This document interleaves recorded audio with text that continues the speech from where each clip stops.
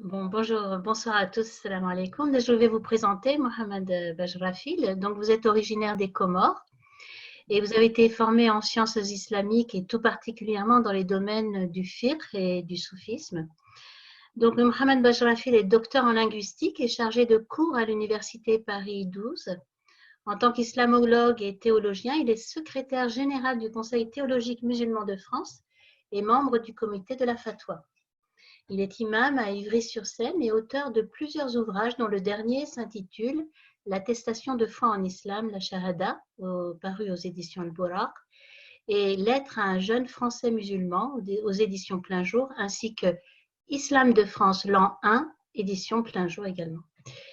Voilà, donc aujourd'hui, nous sommes rassemblés pour vous écouter, Mohamed Bajrafil, sur la conférence qui a pour titre Le jeûne, une nouvelle thérapie. Donc, vous proposez de réinterroger la pratique de ce rite, alors qui, pour des raisons médicales, des raisons d'esthétisme aussi parfois, est pratiqué par un nombre croissant, le jeûne, par un nombre croissant de personnes dans le monde, tout à fait indépendamment des orientations idéologiques ou religieuses des uns et des autres. Alors, il faut savoir qu'en islam, le but du jeûne de Ramadan est de se recentrer sur l'essentiel, sur les aspects spirituels de la vie, pour délaisser justement le côté matériel qui emplit cette vie au quotidien en temps ordinaire. Donc voilà, votre rôle, donc, Mohamed Bajrafil, celui que vous vous proposez d'endosser, c'est celui de nous éclairer sur la pratique du jeûne en islam, parce que le Ramadan est tout proche. C'est la semaine prochaine et nous espérons, grâce à votre éclairage, pouvoir jeûner en toute conscience et nous vous en remercions d'avance. Voilà, nous vous laissons la parole et encore une fois, merci beaucoup pour avoir accepté notre invitation. السلام عليكم ورحمة الله تعالى وبركاته. بسم الله الرحمن الرحيم. الحمد لله والصلاة والسلام على سيدنا رسول الله وعلى آله وصحبه ومن والاه واتبع هداه.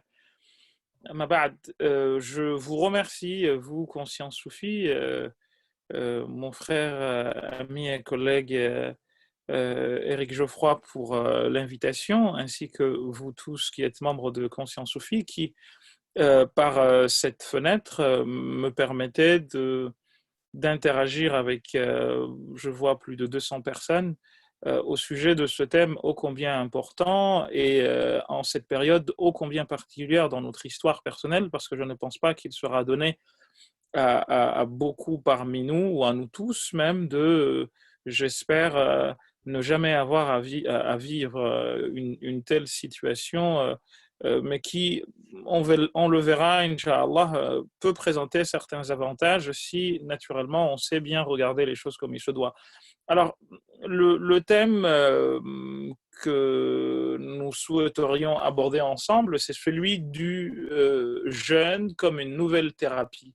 Dans votre vous avez bien voulu faire référence à deux éléments, ou plutôt à deux niveaux, voire trois, qui sont intéressants aujourd'hui, qui sont reconnus aux jeunes.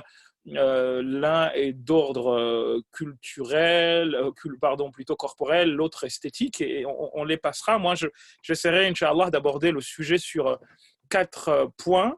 D'abord, le jeûne comme un remède, une thérapie corporelle, ensuite comme une thérapie morale, comme une thérapie spirituelle, et enfin comme une thérapie divine. Et on essaiera de voir, vaille que vaille, quelles sont les différentes parties, ou plutôt quels sont les différents aspects de chacune de ces quatre parties, sachant qu'il m'a imparti à peu près un peu moins d'une heure, pendant laquelle j'essaierai, Inch'Allah, de répondre à ces quatre parties, ou en tout cas de les développer autant que je le pourrai.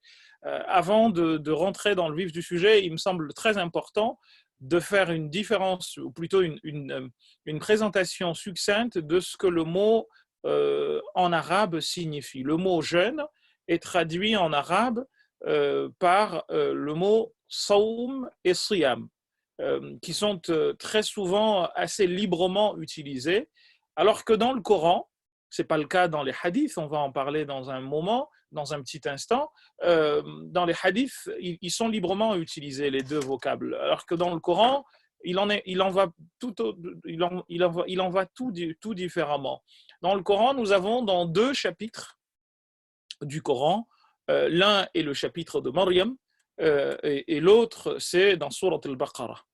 Dans le chapitre de Maryam, Dieu nous donne une définition du jeûne qui, lorsqu'on la regarde, nous fait non seulement comprendre comment cette pratique existait, et on va en dire un mot dans les communautés qui nous ont précédés, mais aussi et surtout, on nous donne une forme de jeûne à travers cette pratique qui n'est pas du tout la nôtre. Ce qui veut dire que, au fond, c'est une bénédiction que d'avoir à jeûner comme nous jeûnons. Mais en même temps, je pense que c'est aussi une manière indirectement de nous dire que nous devrions, en plus de ce que nous faisons, jeûner comme autrefois on jeûnait. Dans le chapitre de Maryam, Dieu justement nous rapporte le récit de la Vierge Marie, puisse Dieu être satisfait d'elle, lorsque Dieu dit, eh bien, Maryam a dit, on lui a dit justement de dire quand tu vois un homme, quand tu verras un homme, étant donné que tu vas être enceinte, eh bien, faqouli, aussitôt que tu verras un homme qui certainement t'interrogera sur le fait que tu sois enceinte bien que tu ne sois pas mariée, eh bien, il lui dit, Jibril lui dit, dis-lui, inni nadartu lirrahmani sawma. J'ai promis un sawm. Et il y a en arabe ce qu'on appelle atfu bayan, une sorte de conjonction un élément qui est lié à un élément qui le précède, n'est-ce pas, mais qui sert d'explication. Donc, elle dit j'ai promis un jeûne à mon Seigneur. Donc, la suite de la phrase, la coordination qui suit, a pour mission d'expliquer le sawm. Et le sawm ici, c'est quoi? Eh bien, j'ai promis à Dieu de jeûner. Comment va être mon jeûne? Je ne parlerai à personne aujourd'hui. Ce qui va pousser des gens comme Abul Fida, Ibn Kathir et d'autres à expliquer, notamment dans son livre Qasas al-Anbiya, que le jeûne d'autrefois se pratiquait ainsi. Et d'ailleurs, on voit que Zacharia, dans le même récit et dans la même famille, eh bien, il demande à Dieu, il demande à Dieu de lui donner un signe eh bien, de l'exaucement du vœu qu'il a fait, à savoir que Dieu lui donne un enfant, etc., bien que âgé, et sa femme également assez en âge très avancé, donc impossible d'avoir un enfant selon les lois, entre guillemets, habituelles des hommes. Eh bien, on lui dit, eh bien, ton signe, Allah tukallim an-nas thalatha layalin sawiyya. Là, c'est pas Maryam. Maryam, justement, elle a dit je ne parlerai à personne le jour. Sauf qu'au sujet de Yahya, de Zacharia, on lui dit de dire justement, tu ne parleras pas aux gens pendant 3 nuits. Alors, il y aurait beaucoup de choses à dire à ce sujet parce que les exégètes ont beaucoup interprété et glosé cette histoire de 3 nuits, mais on voit bien, encore une fois, qu'il y a cette idée de ne pas parler. Je ne parlerai pas aux gens. Je ne parlerai pas aux gens pendant 3 jours ou pendant 3 nuits, comme pour nous dire que le jeûne d'autrefois se pratiquait essentiellement par l'abandon de la parole. Et je pense qu'on va y revenir, on reviendra sur ce point quand nous aborderons le côté de la thérapie morale. Ça, c'est le premier point. Donc, dans Surat Maryam, nous voyons que le jeûne, le mot sawm ici a le sens de cesser de parler, en tout cas coraniquement parlant. Et dans Surat al-Baqarah, dans le verset qui parle du jeûne, quand Dieu dit Kutiba alaykum as-siyam kama kutiba ala alladhina min qablikum la'allakum tattaqun, un verset sur lequel nous reviendrons maintes et maintes fois, eh bien, on voit qu'il apparaît justement ce nouveau sens, ou plutôt ce sens, parce que pas nouveau, qui est celui de s'abstenir de manger, de boire et de relations intimes, du lever de l'aube dite véridique jusqu'au coucher du soleil. Ce sens-là, eh bien, c'est le sens du jeûne qu'il nous est demandé à nous de pratiquer. Celui dont on a parlé tout à l'heure n'est pas celui qu'il nous est demandé de pratiquer, mais comme je vous ai dit, il est aussi celui vers lequel nous devrions tendre en plus de celui-ci. Donc j'ai envie de dire, en réalité, ce qu'on nous demande de nous de faire, eh bien, c'est d'avoir un sawm siyam. Un sawm siyam serait justement ce jeûne que nous pratiquons, auquel s'ajouterait eh bien, le sawm, c'est-à-dire de ne pas beaucoup parler ou de ne pas parler du tout. Les maîtres soufis disaient autrefois qu'il y a 4 choses qui sauvent l'homme, qu'ils appelaient arba'un munjiyat, 4 choses qui sauvent l'homme, et on va les voir, en réalité, ces 4 choses-là font partie intégrante, n'est-ce pas, de ce que nous venons d'évoquer, à savoir qu'ils disent que qillatul anam, fréquentez peu les gens, et là avec le confinement, nous y sommes en plein dedans, wa qillatul ta'am, mangez peu, c'est ce vers quoi nous demande de tendre le jeûne, wa qillatul manam, dormir peu, on en dira quelques mots tout à l'heure, et enfin, wa qillatul ta'am, et peu manger. En fait, on se rend compte que le jeûne, si on conjugue siyam et sawm, eh bien, on aboutit aux 4 munjiyat, raison pour laquelle, on en parlera tout à l'heure, eh bien, le jeûne est, j'ai envie de dire, le maître de toutes les pratiques, parce qu'en réalité, il contient toutes les pratiques, et ce sera justement ce que j'ai proposé, que nous appelions thérapie divine, et on en parlera vers la fin. Donc, ça, c'est la première chose, ou la première marche qui me semblait important de franchir avant de rentrer dans le vif du sujet. Donc aujourd'hui, à partir de maintenant plutôt, quand on parlera de Sawm ou de Siyam, ayons cette petite nuance linguistique que le Coran introduit, mais qui n'est pas dans les hadiths du prophète sallallahu alayhi wa sallam, parce que dans les hadiths du prophète sallallahu alayhi wa sallam, librement, et j'ai l'impression que c'est plutôt l'action des compagnons ou de ceux qui ont recueilli les hadiths qui a permis justement de confondre les deux. Je pense que le fait que le Coran ait rapporté les deux d'une manière qui me paraît assez nette et assez distincte, je pense qu'il y a beaucoup de choses à tirer là-dessus. Peut-être qu'à travers vos questions, nous aurons l'occasion d'y revenir. Donc maintenant que nous avons vu ce pas, on sait tous que le jeûne fait partie des 4 piliers de l'islam, des 5 piliers de l'islam, pardon, je ne reviendrai pas là-dessus. On sait tous que Allah subhanahu wa ta'ala a choisi ce mois de Ramadan pour être le mois dans lequel les révélations divines ont toutes eu lieu. Donc ça, ce sont des choses qui font partie, j'ai envie de dire, de ce que tout le monde connaît. En revanche, et ce sera donc le premier point,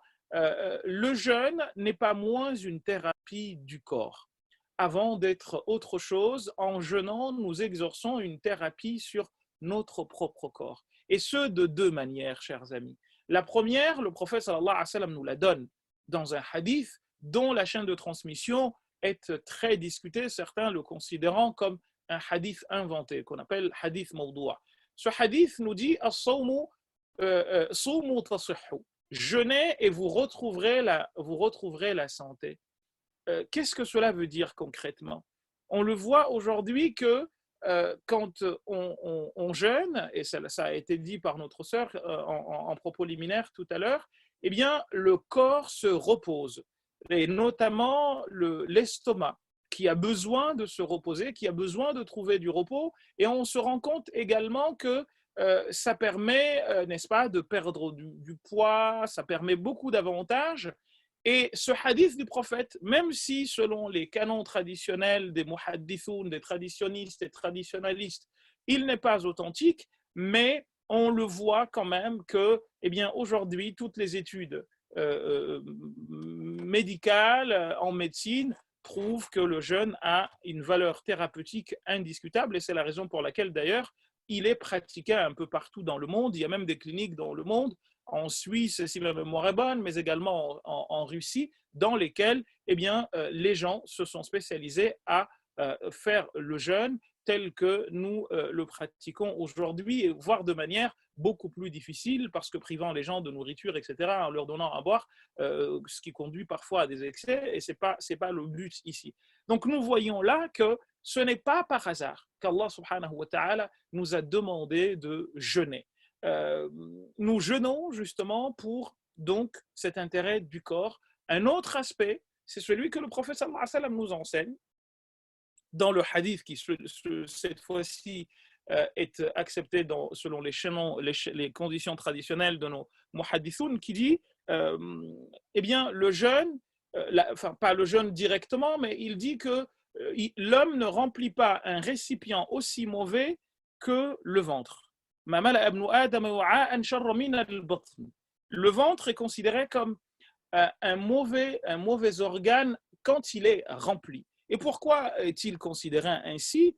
Eh bien, tout simplement parce qu'il alourdit. Les savants de Tazkiyat al-Nafs, de purification des âmes, nous disaient justement dans leurs différents livres que quand on remplit la panse, passez-moi l'expression, eh bien c'est tout le corps, tous les organes qui ont faim et qui chacun criant en famine, a besoin d'être nourri. Et parce qu'ayant besoin d'être nourri, eh bien, qu'est-ce qui se passe? Il se passe que eh bien, la main a besoin de frapper, le pied a besoin de bouger, la tête a besoin de bouger. Bref, on devient, comme qui dirait, attiré de toutes parts et on devient quelqu'un qui, entre guillemets, perd son contrôle. Alors, pas sur le sens, au point de vue pénal, on se comprend, mais en tout cas, il y a cette idée que quand on nourrit le ventre, eh bien, tous les autres organes ont faim, raison pour laquelle il disait, le prophète sallallahu alayhi wa sallam disait justement que nous sommes une communauté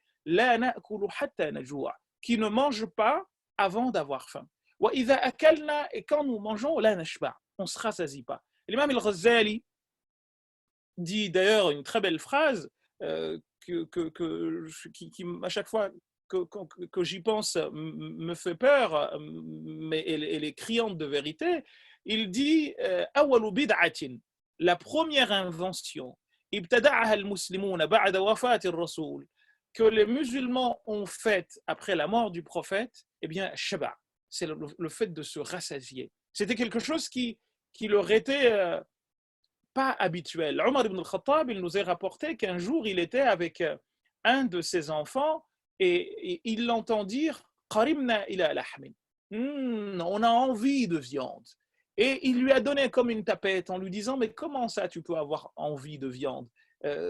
Je disais, ça fait longtemps qu'on n'a pas mangé de viande. C'est naturel. Et d'ailleurs, il est rapporté que quand il trouvait que quelqu'un était en bon point, il disait que la personne se laissait aller. Et il disait que ce n'était pas une bonne manière de vivre. On disait Omar ibn Khattab, qui était un géant, une force de la nature. Donc, il y a cette idée chez le prophète sallallahu alayhi wa sallam, dans le message coranique et dans le message islamique, que, eh bien, le fait de jeûner fait du bien au corps, et c'est d'ailleurs pour cette raison que le prophète sallallahu alayhi wa sallam nous conseille de seulement manger 3 gorgées susceptibles de tenir le dos debout. Et je trouve que l'image de tenir le dos debout est d'une beauté incroyable. Il dit et comme nous n'avons pas le choix, eh bien c'est quelques mais vraiment en plus on appelle ça et-tasghir en arabe, c'est le diminutif en fait, des petites poignées de nourriture qui t'aideront à rester debout. Tout le reste en fait, eh bien, il faut que tu apprennes à diviser ton ventre en 3 parties, une partie pour la nourriture, une partie pour la respiration et une partie pour la boisson. Aujourd'hui, le jeûne en réalité nous permet de réaliser ce but-là, sauf que malheureusement, nous avons fait les choses à l'envers, parce que quand vient l'heure de rompre le jeûne, eh bien, nous essayons de rattraper tout ce que nous n'avons pas pu manger 18 heures durant, puisque là, il va nous être donné, étant donné que nous sommes encore en heure d'été, eh bien, de jeûner 18 heures, voire 18h30 selon les régions. On va essayer de rattraper ce qu'on n'a pas mangé en 18h30, passer à côté de cela la notion de goûter, des petits-déj, des je ne sais quoi. Tout cela, ça ne fait pas partie des habitus alimentaires, si je puis m'exprimer ainsi, des temps du prophète sallallahu alayhi wa sallam. On nous rapporte beaucoup de hadiths du prophète sallallahu alayhi wa sallam qui nous apprennent par exemple qu'il pouvait se passer 3 jours sans qu'ils aient vu autre chose dans la maison du prophète sallallahu alayhi wa sallam que ce qu'ils appellent l'aswadan, les 2 noirs, l'eau et la date. Nous aujourd'hui, notamment dans nos sociétés occidentales, eh bien, nous avons un problème qui est lié à l'obésité, etc., parce que, entre autres raisons, il y a des problèmes de malbouffe parce qu'on mange mal, parce qu'on mange trop, etc. Alors qu'au même moment, d'autres personnes dans le monde sont dans une carence alimentaire sans nom, etc. Je ne rentrerai pas dans ces détails-là, mais la première thérapie, c'est donc une thérapie du corps avec toutes les explications que nous venons de donner. Deuxième thérapie, c'est la thérapie morale. Je pense que celle-ci est aussi importante, voire plus importante que la première. Parce que même si on nous disait la fameuse phrase en Espírito Santo, in corpore santo, un esprit saint dans un corps saint, c'est une chose en effet, c'est la raison pour laquelle on nous demande de prendre soin de notre corps. Côté du jeûne, qui est malheureusement souvent mis de côté, il est beaucoup plus important que le premier. Le côté moral, c'est lequel? Eh bien, c'est justement cette force que nous procure le jeûne qui nous emmène tellement loin que le prophète sallallahu alayhi wa sallam définira le jeûne comme junnah, comme un par problème, comme un par insulte, un par agression. Tout ce qui peut de l'extérieur me provoquer à être autre que moi, c'est-à-dire à agir de manière immorale, eh bien le jeûne est là pour me l'interdire. Et c'est la raison pour laquelle le prophète nous dit si un de vous jeûne, eh bien, si quelqu'un vient lui chercher des problèmes,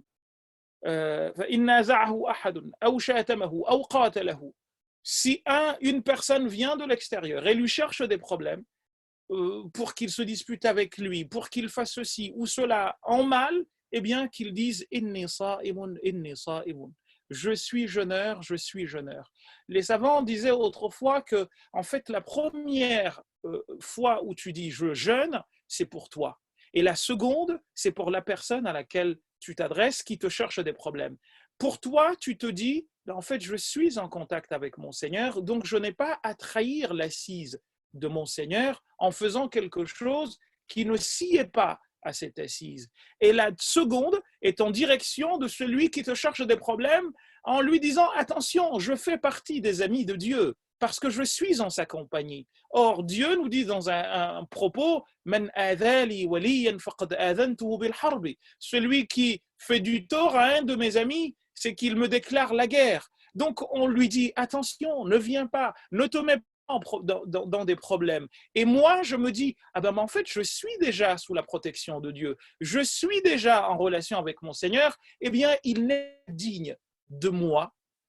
Il n'est pas digne que de ma part viennent des actes qui seraient de nature à entacher la sainteté de cet environnement ou de ce lieu dans lequel Dieu a voulu me recevoir et après m'y avoir invité. Et en disant cela, en parlant de morale, je pense à un hadith du prophète sallallahu alayhi wa sallam, dans lequel il est dit que si le jeûne n'empêche pas la personne de mentir et d'utiliser le mensonge, eh bien, rien ne lui sert de se priver de nourriture et de boisson. Et c'est ce côté moral qui est très important en fait, dans le jeûne. En fait, il tend à faire de l'homme un ange. On nous apprend justement dans les différentes traditions soufis que l'homme est un intermédiaire entre le démon et l'ange. Nous avons deux comportements possibles qui sont aux antipodes l'un de l'autre. Soit nous régressons vers la bestialité et tout ce qui est démoniaque, soit nous nous élevons vers le côté de l'ange. Or, on sait très bien que le propre de l'ange est de ne pas manger. Mais aussi et surtout, c'est son propre que de ne pas pouvoir faire autre chose que ce qui satisfait notre Seigneur. Eh bien, ce qui va se passer, justement, en ne mentant pas, eh bien, c'est justement cette élévation vers le côté angélique. Et si, en revanche, malgré le fait que nous jeûnions, nous régressions, nous dégringolons au niveau de la bestialité, eh bien, en fait, rien ne sert de ne pas manger, puisque le propre de la bête, c'est de manger incessamment. Là, tu as décidé de rompre avec la bestialité. Tu te dis, je m'élève en ne mangeant pas pendant un moment précis. eh bien, qu'est-ce qui se passe? Ce qui doit être attendu de toi à ce moment-là, eh bien, c'est de t'élever justement vers le côté angélique. Et c'est la raison pour laquelle, puisque tu deviens un ange en agissant ainsi, eh bien Dieu nous donne la définition de l'ange en nous disant La ya'asuna Allah ma amarahum wa yaf'aluna ma yu'marun. Ils ne désobéissent guère à Dieu dans ce qu'il leur demande de faire et ils sont toujours à l'écoute de ses ordres. Là, j'ai accepté, je me dis, je jeûne, donc sur le plan moral, je dois devenir cet ange. Et ce hadith-là, il a été pris au sérieux et au premier degré par les savants zahirites. L'école zahirite de Daoud al-Zahiri et de Ali ibn Hazm, entre autres grandes figures, considère, chers amis, que quand on ment, le jeûne se coupe. Il y a même un propos qui est attribué à Aïcha qui nous apprend que le fait de mentir ou de dire une grossièreté rompt même les ablutions. C'est quand même des choses extrêmement fortes et extrêmement belles, extrêmement fortes, pardon, et extrêmement belles. Quand on se rend compte justement que par le jeûne, eh bien, on nous demande de nous élever justement vers ce côté angélique. Et donc, sur le plan moral, le jeûne est de nature à nous aider à aller vers ce côté angélique. Donc, c'est une thérapie morale, mais qui n'a pas de pareil en réalité. Mais encore faut-il que nous nous rendions compte que nous sommes, n'est-ce pas, dedans. Et vous savez, j'ai envie de vous raconter une anecdote assez marrante d'un oncle de ma ville natale qui s'appelait Adam, Allah arhamhu. Il est décédé, tonton Adam.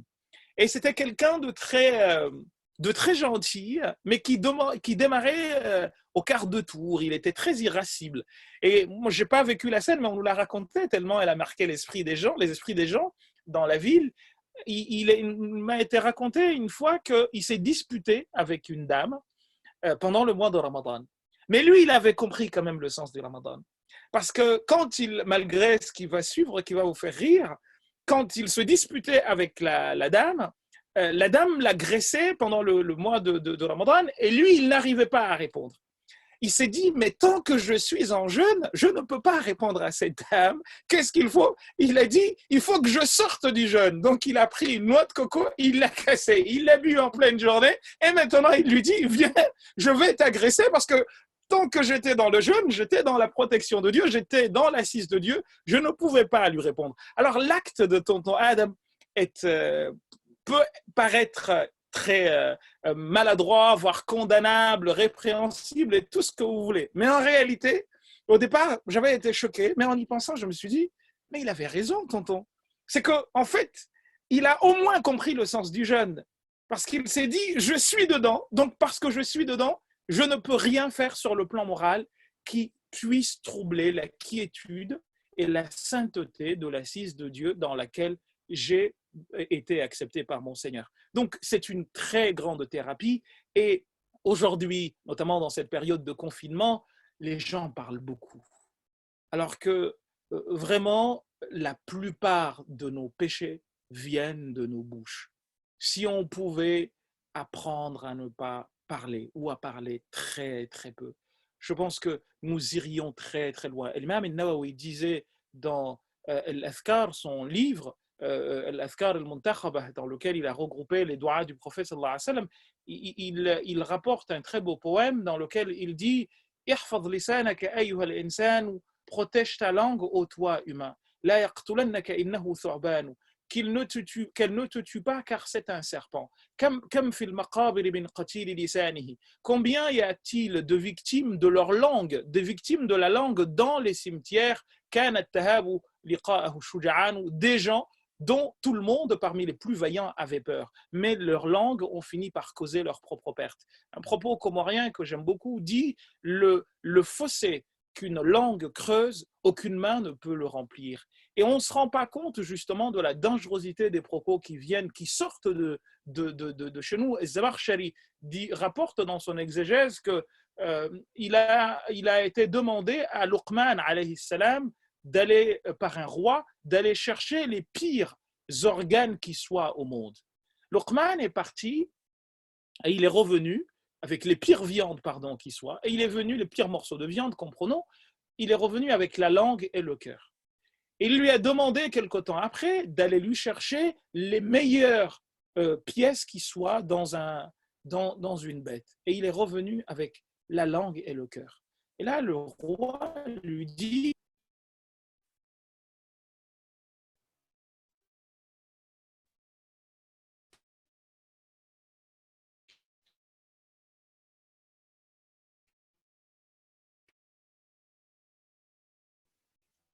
il lui a dit, Ya Malik, ô toi roi, in saluha al-lisan wal-qalb, si le cœur et la langue sont bons, eh bien, il n'y a rien de mieux dans une bête. Mais si le cœur et la langue sont mauvais, il n'y a rien de pire. Et un de nos maîtres nous disait, il n'y a pas un organe, hein, parmi les organes visibles de l'homme, qui a été autant protégé que la langue. Et pourtant, c'est celle qui sort le plus. Quand on regarde bien, il y a deux lèvres qui sont précédées de deux niveaux de dents. Le but pour les maîtres est justement de dire que ces quatre paravents ont été mis pour pas que la langue sorte. Parce que tous les organes, voyez-vous, peuvent sortir, peuvent bouger, tous nos organes causent quelque incident que ce soit. En revanche, quand la langue sort, c'est soit pour nous ou contre nous. Et c'est la raison pour laquelle on nous demande justement de ne pas, de trop rarement, mais vraiment, voire pas du tout la sortir. Abu Bakr al-Siddiq, il nous est rapporté qu'il prenait un caillou ou un petit bout de bois et il le mettait dans sa bouche pour qu'à chaque fois qu'il souhaiterait ouvrir la bouche, eh bien, cette petite pierre lui rappelle justement qu'il ne faut pas qu'il parle. Mais nous, hélas, nous parlons beaucoup, notamment de ceux qui nous regardent et de ceux qui ne regardent pas. C'est la raison pour laquelle le prophète sallam définira le bon musulman et le bon islam et dira min husni islam il mar'i tarkuhu ma la ya'nihi. Parmi les signes du bon islam de la personne, eh bien, justement, c'est qu'il laisse ce qui ne le regarde pas. Un autre nous dit man kana yu'minu billahi wal yawmil akhir, celui qui croit en Dieu au jour du jugement, falyaqul khayran aw liyasmut, qu'il dise le bien ou qu'il se taise.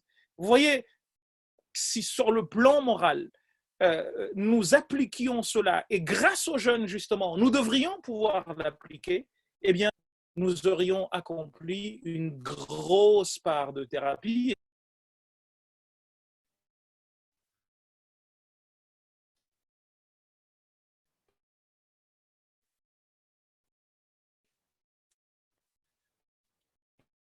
La thérapie spirituelle, c'est pas la même chose que la thérapie morale. Ce qui est moral, c'est ce qui, si vous me permettez cette petite définition, est de l'ordre de ce qui est des coutumes ou des habitus des personnes ou des sociétés dans lesquelles on vit.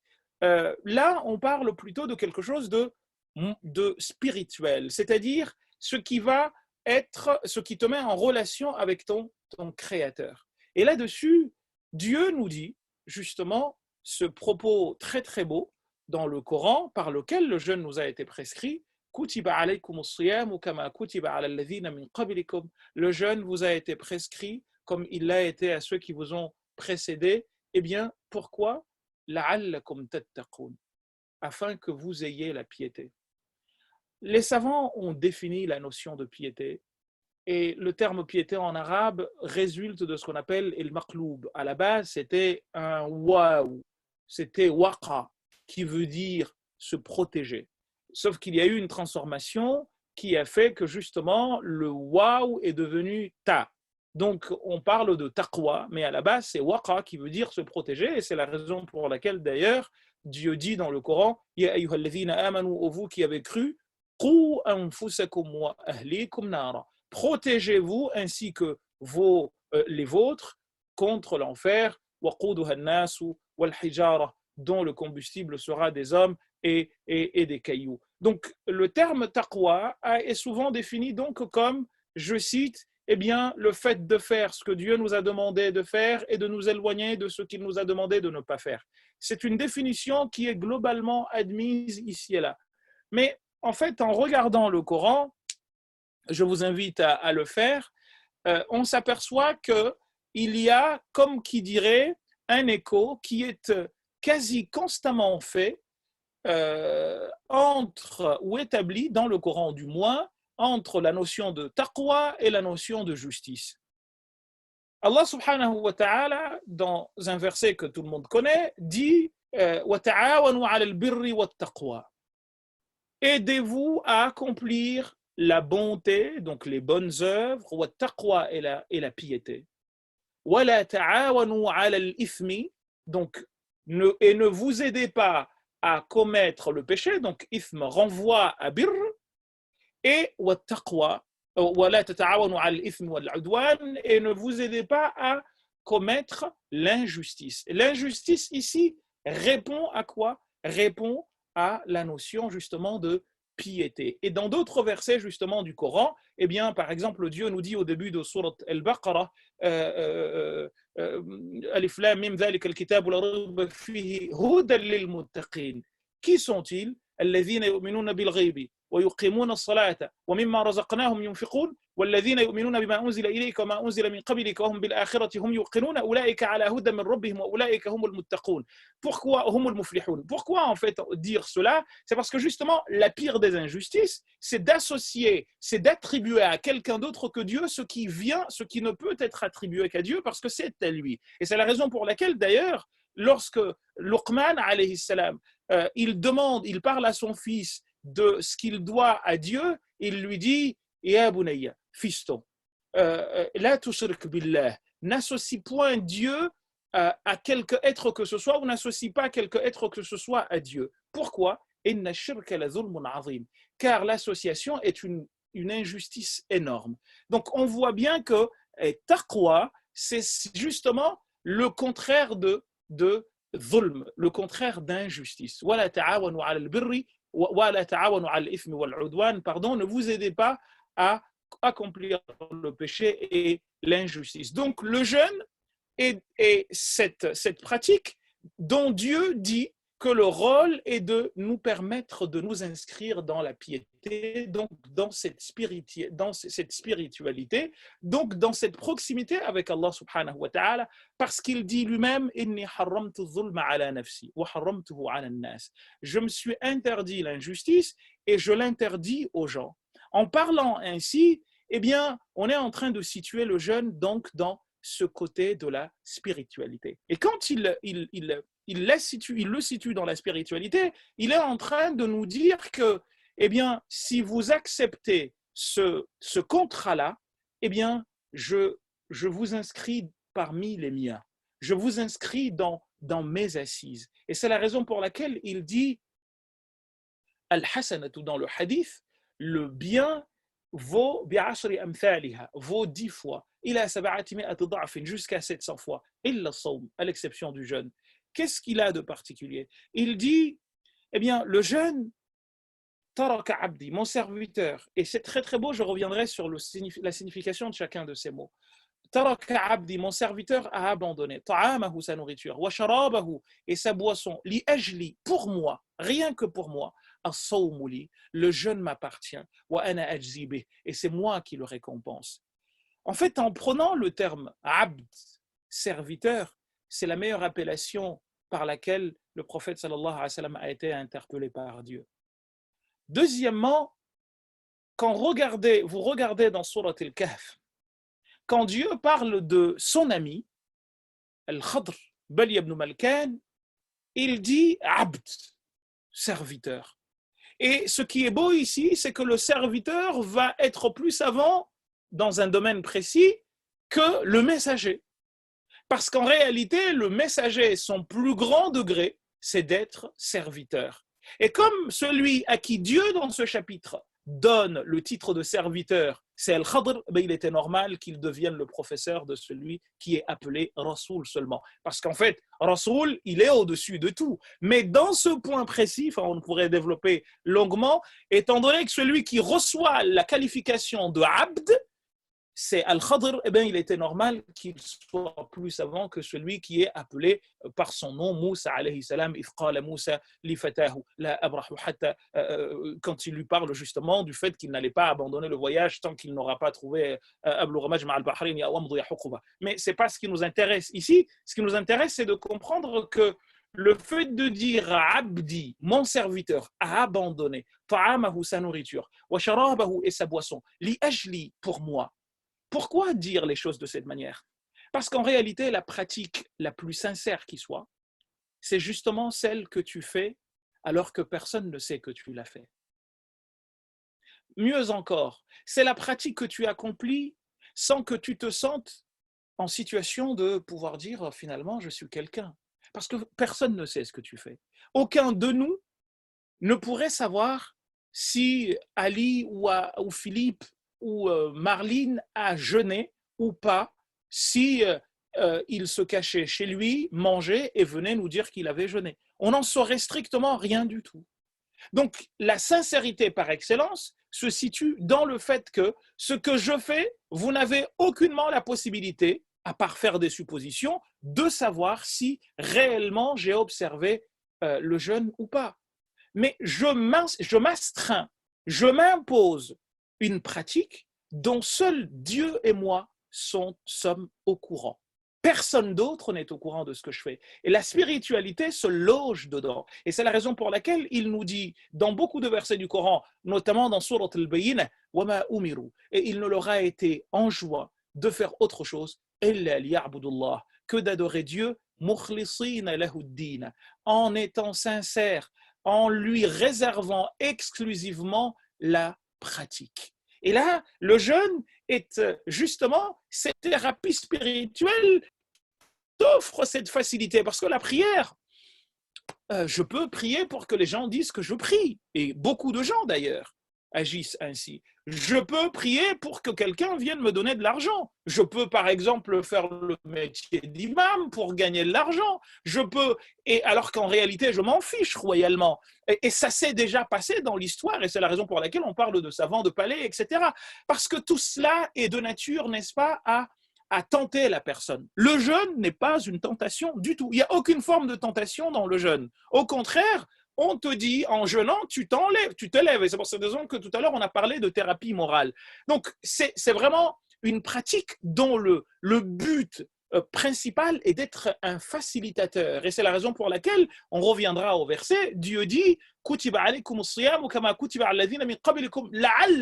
le but, c'est que vous arriviez à cela. Donc le but, c'est pas de se priver de nourriture ou de boisson ou je ne sais quoi, ou que sais-je encore, mais plutôt d'atteindre cela. Et comment on y atteint? En nous inscrivant dans la sincérité. Et j'ai envie de dire, 50% du travail, chers amis, est effectué à partir de l'instant où nous ne mangeons pas, nous ne buvons pas, et nous ne commettons rien pouvant rompre ce jeûne à un moment où tout le monde, je dis bien tout le monde, pourrait nous croire sur parole si nous disions que nous jeûnions. Personne ne peut vérifier. Et moi, je me rappelle que petit, et je pense que vous tous, ou en tout cas ceux parmi vous qui ont commencé à être initiés au jeûne très, très tôt, à l'âge de 5-6 ans, on nous disait j'ai jeûné, hein. Mais en fait, c'est parce qu'on s'est caché, on a mangé notamment les restes de la soirée, puisque il nous était pas donné de manger tout le temps. Donc on se dit le matin, on va manger les restes, et on nettoyait les lèvres et on disait je jeûnais, etc. Encore aujourd'hui, nous pourrions faire cela. Donc si nous ne le faisons pas, c'est parce que je me dis il y a quelqu'un qui me regarde. D'où la notion d'excellence. C'est que tu adores Dieu comme si tu le voyais, parce que si tu ne le vois pas, lui, il te voit. Donc, il y a cette notion de mushahada. Et j'insisterai beaucoup là-dessus, chers amis, parce qu'il y a un hadith que l'imam Ibn Rajab et d'autres recueils, alors certains disent qu'il n'est pas authentique, d'un compagnon qui s'appelait Haritha. Haritha, le prophète sallallahu alayhi wa sallam le rencontre un jour, et le prophète sallallahu alayhi wa sallam, il se passe le salam, Haritha et le prophète. Et le prophète lui dit Kayfa asbahta ya Haritha? Comment t'es-tu réveillé, Haritha? Il lui dit Asbahtu mu'minan haqqa. Je me suis réveillé un homme, mais pleinement croyant. Le prophète lui dit Ya Haritha, fakkir fima taqul. Oh toi, Haritha, réfléchis sur ce que tu dis. لأن لكل قول حقيقة. Car toute chose dispose d'une vérité. C'est quoi la vérité de ce que tu dis? Alors le hadith est un peu long, et je vois qu'il est déjà 19h30, moins 3. et le temps qui m'a été imparti, je crois que c'est 45 minutes à 1 heure, donc je dois parler du dernier point et vous laisser la parole. Il lui dit, parmi les choses qu'il lui dit, il lui dit je me suis réveillé comme si j'avais le trône de Dieu sous mes yeux, comme si je le voyais directement. Je me suis réveillé comme si j'avais le paradis sous mes yeux, l'enfer sous mes yeux, et je voyais les gens, et je vois comment les gens souffrent à l'intérieur. De la même manière, je me suis réveillé comme si je voyais le paradis et les gens qui s'y trouvent,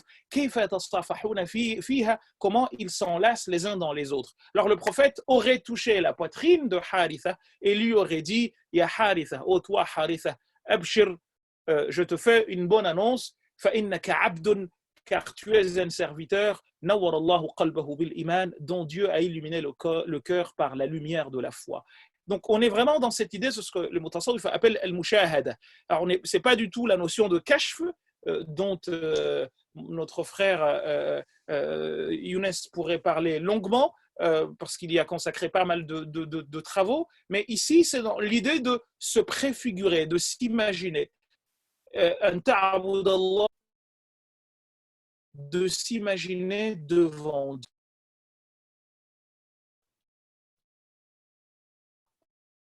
Au moins dis-toi que tu es regardé, et au fond c'est ce qui justement fait que nous n'allons pas manger à l'insu des gens parce qu'on se dit que Dieu est en train de nous regarder. Il y a un récit qui me vient également en tête d'un grand cheikh à Hadramaut, du côté du Yémen, qui a été dans le passé maître d'une très grande école, et dans son école un jour un voleur est rentré. Et quand il est rentré, il cherchait à voler quelque chose, il n'a rien trouvé, sauf qu'au moment de sortir, il a entendu les élèves, les disciples qui venaient. Et il s'est dit, là, je ne peux plus sortir, il faut que je trouve une solution, il faut que je trouve un endroit où me mettre. Il a trouvé nulle part où se cacher, à part le siège du cheikh, qui était un peu en hauteur. Alors il est parti, il s'est caché en dessous, il y avait comme un drap qui couvrait le siège, donc il s'est caché là et personne n'était au courant de sa présence. Au bout d'un moment, les élèves sont rentrés, le maître, le cheikh, il est arrivé, donc ils ont commencé à enseigner, sauf que le maître était un des amis d'Allah subhanahu wa ta'ala. Ce qui va se passer, c'est qu'on est venu annoncer au maître la mort d'un de ses disciples qui le représentait, le khalife du cheikh, dans une des grandes villes de cette cité. Et est venu lui annoncer le décès de son khalife, de son disciple dans cet endroit, pour qu'il désigne un successeur. Sauf que là, le cheikh, au lieu de désigner parmi ses disciples quelqu'un qui allait pouvoir dignement lui succéder, dirait-on, il retire le drap et demande au voleur d'aller le représenter. Là, le voleur, il lui dit, Ya cheikh, moi je suis un soulard, je ne peux pas être ton digne représentant là-bas. Et il lui dit, écoute-moi bien, tu as le droit de faire tout ce que tu veux, notamment de boire, mais à condition. Il lui dit, oui, je veux bien. C'est laquelle la condition? Il lui dit, il faut que quand tu veux boire ton alcool, eh bien, personne ne sache, personne ne te voit. Il a dit, bah, c'est très simple alors, si j'irai, te représenterai, et quand j'aurai besoin d'un petit coup, je me mettrai dans une grotte, je boirai. Il lui a dit, ok, vas-y, pars. Il est parti. Et quand il est arrivé à l'endroit, donc il a commencé à faire ce qu'on lui demandait, etc., parce que le cheikh l'a un peu initié. À un moment, une envie de boire de l'alcool l'a pris. Il s'est dit, il faut que je boive. Mais il était honnête, malgré le fait qu'il était voleur et tout ce que vous voulez. Il s'est dit, mais j'ai promis au cheikh que je dois boire dans un endroit où personne ne me verra. Alors il est parti, il a acheté sa bouteille, il l'a cachée pour que personne ne le voie, et il s'est retiré dans une grotte, il s'est servi un verre. Et au moment de porter le verre à la bouche, il s'est dit, en fait, le cheikh m'a eu. Parce que là où je suis, Dieu me regarde. Donc finalement, si je tiens parole, je ne dois pas boire parce que où que je sois, mon Seigneur est en train de me voir. Il a cassé la bouteille et il est véritablement devenu le disciple de ce cheikh. Un autre récit, pour finir, et celui de Abdul Qadir al-Jaylani, l'imam Abdul Qadir al-Jaylani ou al-Kaylani, comme le rapporte Abdurrahman al-Safoudi dans son livre intitulé Nuzhatul Majalis wa Mutarab al-Nafais. Il dit qu'il était en voyage, mais avant de partir en voyage, sa mère lui a donné l'équivalent d'une 40aine de dinars. Il a pris la caravane avec tout le monde, et quand ils arrivent en cours de route à un endroit, à une espèce de croisée de chemin, ils se sont par des brigands. Les brigands leur ont demandé de leur donner tout ce qu'ils avaient. Et Abdul Qadir al-Jaylani, il donne tout ce qu'il avait. Les 40 dinars, il les donne. Et 40 dinars, c'est énormément d'argent. Et le chef des brigands, quand un de ses sbires lui a amené les 40 dinars, il a dit, celui qui en a donné 40 en a forcément 10 fois plus. Il faut le ramener ici. Donc on a ramené l'imam Abdul Qadir al-Jaylani, jeune garçon qu'il était, au brigand, au chef des brigands, et il lui dit, on va te tuer si tu nous caches quelque chose. Il leur a dit, Wallahi, je n'ai que ça. Ils sont partis fouiller toutes ses affaires et ils ne trouvent rien du tout. Ils sont venus et ils lui ont dit à leur chef, mais ce jeune-là a dit vrai. Ils lui disent, mais comment ça il dit vrai? Il leur dit comment ça il dit vrai. Ils lui disent, mais on n'a rien trouvé à part les 40. Là, Abdul Qadir al-Jaylani, le brigand est pris d'étonnement et lui dit, le chef, lui dit, mais pourquoi tu as donné d'un coup tout ce qu'on t'a demandé? Il a dit, parce que j'ai promis à ma mère. Au moment de partir, ma mère m'a fait prendre la promesse suivante, je ne mentirai point. Donc, quand vous m'avez demandé de vous donner tout ce que j'avais en termes d'argent, je vous ai donné tout ce que j'avais. J'avais 40 dinars, je vous les ai donnés. Le chef des brigands s'est mis à pleurer. Et les autres le regardent, ils lui demandent, mais pourquoi tu pleures? Il leur dit, on a promis tous d'adorer Allah subhanahu wa ta'ala et pourtant nous ne le faisons pas. Ce jeune homme vient de nous donner une leçon incroyable.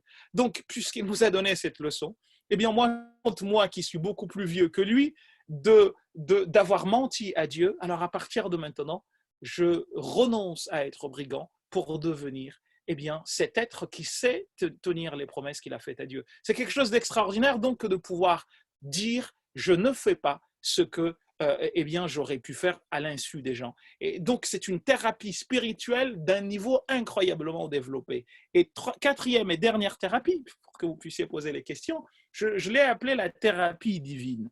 Pourquoi une thérapie divine? Notamment les périodes qui sont les nôtres de difficulté, bien parce qu'on apprend à être endurant. Et l'endurance, Allah subhanahu wa ta'ala nous dit qu'il aime les personnes endurantes. Et c'est pour ça qu'il nous dit « Wabashir as-sabirin » fait une bonne annonce aux endurants. Alladhina idha asabathum musibah, qui quand un malheur leur arrive, ils disent « Inna lillahi wa inna ilayhi raji'un » Parce qu'en fait, en disant ce mot, chers amis, il y a une force incroyable qui se dégage. Parce qu'on se dit, j'appartiens à Dieu. Et lui seul me dit ce qui est bon pour moi et ce qui ne l'est pas. Lui seul connaît ce qui est bon pour moi et ce qui ne l'est pas. Je me fie entièrement à lui. Parce qu'on pourrait se dire, mais quelle logique y a-t-il à se priver de nourriture, outre les avantages dont nous avons parlé, notamment les avantages corporels que nous tirons directement de ce jeûne? On pourrait dire, mais finalement, tout cela, c'est quoi? Mais on fait confiance à Dieu.